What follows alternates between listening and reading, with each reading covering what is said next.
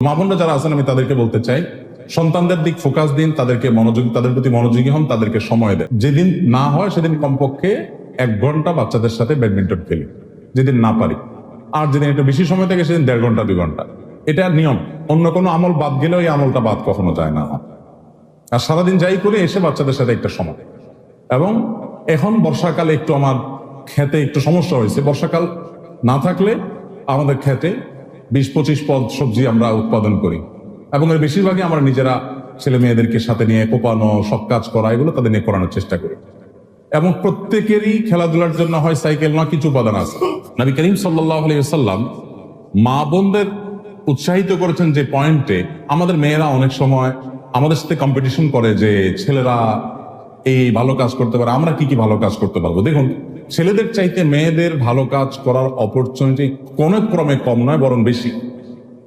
ছেলেরা মসজিদে গিয়ে জামাতের সাথে কষ্ট করে নামাজ পড়ে যে সওয়াব পাবে, মহিলারা বাসায় বসে নামাজ পড়লে, ওয়াক্তিয়া নামাজ বাসায় বসে নামাজ পড়লে সওয়াব ছেলের চাইতে আরো বেশি পাবে। ছেলেরা কত গুণ বেশি পাবে জামাতের নামাজ পড়লে?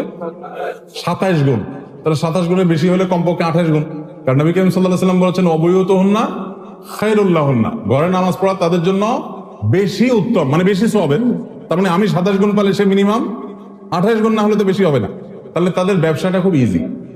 সন্তানদের লালন পালন করার জন্য বাবা এত কষ্ট, এত শ্রম, টাকা পয়সা কামাই করা সব করবে, আর মা বাসা থেকে যদি তাদেরকে দিন দিয়ে দেন, দিনের উপরে তাদের বেসমেন্টটা গড়ে দিতে পারেন, তাহলে ওই যে অনন্তকালের সওয়াবের একটা পথ এখান থেকে উন্মোচন হয়ে গেল। এটা আমাদের মায়েদের খেয়াল করা উচিত। কিন্তু দুর্ভাগ্যজনক বাস্তবতা হলো, বাবাদের মতো আমাদের মায়েরাও বিজি হয়ে গেছে।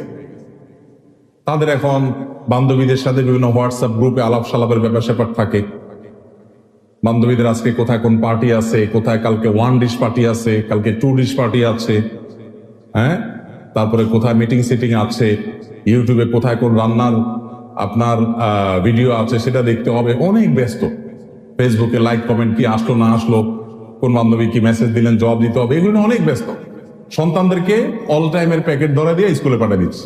এই বাপ মা যখন বুড়ো হবে, সন্তানও এরকম অল টাইমের প্যাকেট ধরা দিয়া বৃদ্ধাশ্রমে পাঠিয়ে দিবে, যে একটা স্বাস্থ্যকর খাবার দিয়ে দিই, জামাটা পরাই দিই। আমাদের দেশে দুর্ভাগ্যজনক ভাবে মানুষের আর্থিক যে সঙ্গতি সেটা বাড়ছে, পাশাপাশি আমাদের কালচারাল অধপতনও হচ্ছে।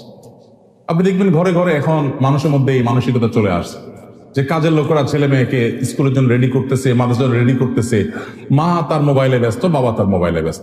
খুবই বাজে একটা প্র্যাকটিস। তো মা বোনরা যারা আছেন আমি তাদেরকে বলতে চাই, সন্তানদের দিক ফোকাস দিন, তাদের প্রতি মনোযোগী হন, তাদেরকে সময় দেন।